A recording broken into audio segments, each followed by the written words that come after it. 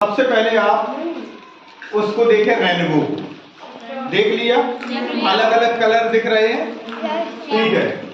कुछ वैसा ही पैटर्न यहाँ भी देख रहे होंगे, है ना।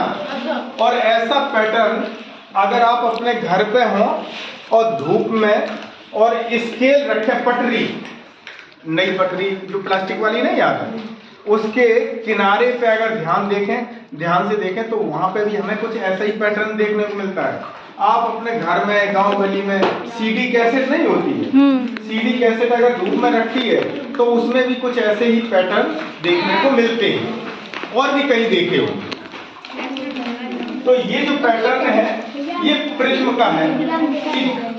इधर देखो, जब कोई प्रकाश प्रिज्म पर गिरता है तो प्रिज्म से निकलकर 7 रंगों में विभाजित हो जाता है। कितने रंग? 7। उन 7 में एक है रेड मुख्यतः, और नीचे है तो बैंगनी, और बैंगनी और नीला जो मिल करके हम यहाँ पर नीले रंग की बात कर देते हैं।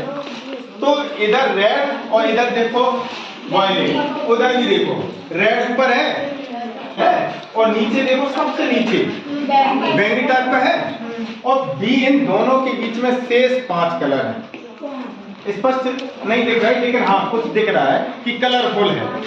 और ऐसा ही हमने बरसात के दिनों में जब बारिश होती है या बारिश हो चुकी है तब आपने देखा होगा सूर्य के प्रकाश के, सूर्य के विपरीत दिशा में आपको ऐसा ही रेनबो दिखता है ना। अब तो ये आपने देख लिया, इस घटना को कहते हैं प्रकाश का प्रकीर्णन। प्रकीर्णन का मतलब है फैलना, प्रकीर्णन का मतलब फैलना। यहाँ पे कहीं पे देखो स्कैटरिंग लिखा है, स्कैटरिंग कहो या प्रकीर्णन का कहें या फैलाव कहें, बिखराव कहें। आपने 6th क्लास में एक पढ़ा होगा कि बीज जो है एक स्थान से दूसरे स्थान तक जाते हैं तो उन्हें हम बीजों का प्रकीर्णन कहते हैं, जो कि चिड़ियों के द्वारा होता है, पानी के द्वारा होता है। तो ये 7 रंग आपने देख लिए, इसको हम कहते हैं विबग्योर। अब आकाश का रंग आपको कैसा दिखाई देता है बच्चों? आकाश का रंग कैसा दिखाई देता है? आसमानी, आसमान है तो आसमानी, है ना, ठीक है। वैसे तो हम ये कहते हैं कि आकाश का रंग कैसा है? नीला। नीला दिखता है, ठीक। लेकिन नीला क्यों दिखता है, इस पर विस्तृत चर्चा करी है लॉर्ड रेले ने। एक वैज्ञानिक थे लॉर्ड रेले। रेले ने क्या किया, तो हम पहले इस चित्र को देखते हैं। रेले ने क्या कहा, हम चाहेंगे थोड़ा पास आए सामने और इसी चित्र पे फोकस करें तो आप देखेंगे कि रेले ने क्या बताया कि कोई प्रकाश अगर किसी मॉलिक्यूल, वहां पर प्रिज्म हमने प्रयोग किया, यहाँ पर क्या प्रयोग किया? मॉलिक्यूल, जिसको हिंदी में कहते हैं अणु। और इस अणु पर जब कोई प्रकाश आपतित होता है तो इससे टकराने के बाद फिर उसी तरंगदैर्घ्य का प्रकाश, जो जिस तरंगदैर्घ्य का आपतित हो रहा है उसी तरंगदैर्घ्य का प्रकाश यहाँ से प्रकीर्णित होता है, बिखरता है ना, स्कैटर्ड होता है। मतलब इसमें लॉर्ड रेले ने ये बताया कि कोई भी तरंगदैर्घ्य में परिवर्तन नहीं होता, है ना। इस आधार पर इन्होंने बताया कि जब प्रकाश, सूर्य का प्रकाश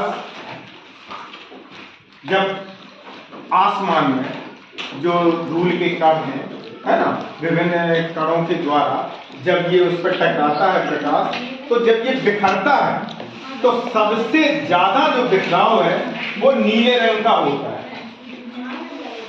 और जिसका बिखराव ज्यादा होता है उसकी तरंगदैर्घ्य कम होती है, और लाल रंग की तरंगदैर्घ्य ज्यादा होती है और नीले रंग की तरंगदैर्घ्य कम होती है। तो कम का बिखराव ज्यादा होता है, ज्यादा होने के कारण सूर्य, आकाश का रंग हमें नीला दिखाई देगा। ऐसा लॉर्ड रेले ने बताया। फिर उसी दौरान ये भी चर्चा होती थी कि चलो आकाश का रंग तो नीला है, लेकिन समुद्र के पानी का रंग कैसा है, वो भी नीले दिखता है। तो ये प्रश्न उठा कि भाई समुद्र के पानी का रंग नीला क्यों है।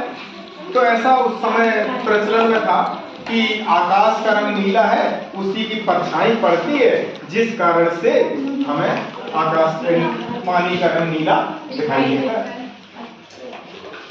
तो इस पर एक बार सीवी रमन जी सन 1921 में यूरोप गए।